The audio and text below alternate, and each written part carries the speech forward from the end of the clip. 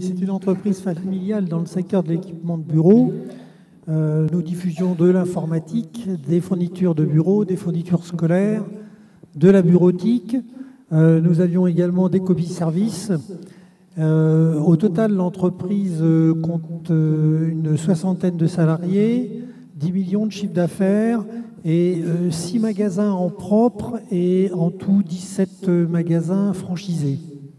Donc en 2011, Claude, en 2011, vous décidez, vous lancez sur le web, donc c'est pas très vieux, avec un premier site marchand, avec deux approches. Un, de la vente en ligne.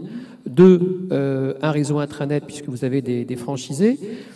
Quand vous prenez cette décision, vous y allez, je vais prendre une image, forcée par votre service informatique, vous y allez parce que vous y croyez vraiment, vous y allez en vous disant il faut que j'y sois, on verra après.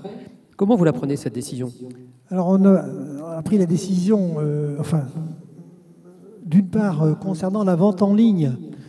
La volonté, c'était de tester ce nouveau vecteur et puis en même temps de le comprendre, puisque l'économie numérique, en 2011, on n'avait vraiment aucune culture sur le sujet. Alors concernant l'intranet, c'était bien différent parce que là, nous avions la certitude de gagner en efficacité, de changer le modèle dans lequel nous poussions de l'information vers les franchisés, vers un autre modèle où les franchisés venaient chercher l'information quand ils en avaient besoin. Alors quand vous prenez cette décision, 2011, vous utilisez des ressources internes ou vous allez chercher des compétences à l'extérieur ? Alors, dans l'entreprise, nous avons un service informatique qui disposait de ces compétences, donc tout a été développé en interne. Entre 2012 et 2015, donc vous transformez l'essai, ça se passe plutôt bien. Entre 2012 et 2015, vous créez deux nouveaux sites. Un premier qui est véritablement à usage de B2B, donc là dans votre métier de grossiste. Et puis un deuxième, alors Antoine Chaudard parlait tout à l'heure de l'expérience client, un deuxième qui s'appelle My Little Planet, et qui est là un site dédié à la petite enfance, qui est plutôt un site aux particuliers. Est-ce que quand vous prenez la décision de ces deux nouveaux sites, c'était quelque chose que vous aviez anticipé en 2011 en disant il va y avoir une fusée à plusieurs étages, ou est-ce que c'est à force de marcher et d'apprendre que vous dites qu'il faut aller plus loin ? Cette décision n'était, concernant le B2B pour le professionnel, cette décision était prise de longue date. Par contre, concernant My Little Planet, ça a plutôt été une décision d'opportunité. Disposant d'outils déjà développés en interne, on a eu l'idée d'y apporter, de faire un nouveau site sur lequel on a amené une nouvelle gamme de produits dont nous disposions. Et ce site est dédié, donc My Little Planet est dédié aux professionnels de la petite enfance et à la fois aux particuliers.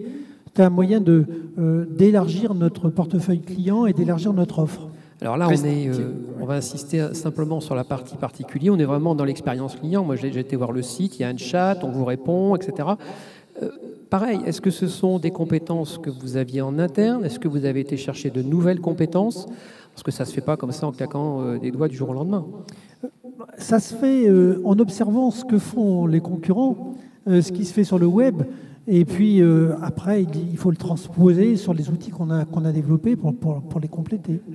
Alors la question, forcément la question qui tue un peu, est-ce que c'est rentable ? Voilà, merci Thierry. Alors, la rentabilité dans le secteur du B2B, oui, puisque aujourd'hui 50% de l'activité des commandes transite par Internet, donc ça c'est évidemment rentable. Ça permet beaucoup d'économies de temps sur la saisie des commandes, etc., sur toute la chaîne. Par contre, concernant le grand public, c'est beaucoup plus difficile à analyser. Il faut être un pure player pour vraiment analyser ce point avec précision. Mais ce qu'il faut... moi, personnellement, je suis intimement convaincu que, et puis les statistiques le démontrent, c'est que le consommateur, aujourd'hui, va d'abord voir sur le net avant de faire ses achats en magasin. Donc, si on n'est pas sur le net, on est disqualifié dès le départ. Donc, pour moi, c'est une obligation. Dernière question. Vous avez vécu ça pratiquement sur 5 ans. S'il y avait quelque chose à refaire de façon un peu différente, ça serait quoi ? Et est-ce qu'il y a quelque chose à refaire de façon différente ? Je pense qu'il aurait fallu prendre le projet avec davantage d'ambition. Je pense qu'on a été trop timide sur le sujet.